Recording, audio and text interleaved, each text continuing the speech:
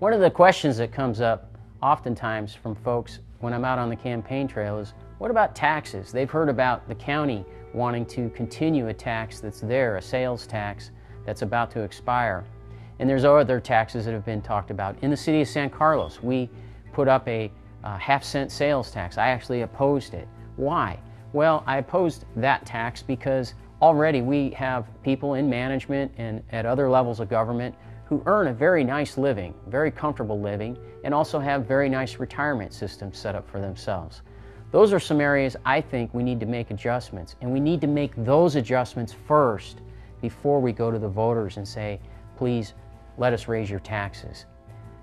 I think you make the adjustment with your expenditures first, you show what you can save. If you still need to raise taxes, then we can look at it. But let's first reduce the cost of government and deal with some of the pension reform that needs to be done.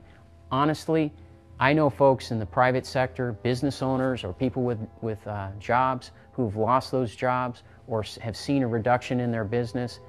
Certainly people in the private sector have seen their incomes go down. Just to be fair, people who work for us in the government, they need to make a sacrifice as well. We're all in this together, and the sacrifice needs to be made first before we talk about raising taxes. Let's talk about budgeting for a moment. A lot of times I like to tell people about a story from my past to give you an idea of what I think about budget. When I was a kid, my dad had a business of his own. He was a barber with a two-man shop. Back in those days, people used cash all the time, and my father would come home on Friday nights and he would lay out newspaper on the dining room table and lay out all the money that he had earned that week in piles of 20s and 5s and 1s and 10s. And he'd count it all out. And I remember very distinctly one of these times where my dad counted out the money and he put some in an envelope and he walked over to my mom, and I remember him saying to my mom, "Here's your grocery money for the week." Now I tell that story because that really had an impact on me. And the impact was, you only have so much coming in, you can only spend so much, you have to live within a budget.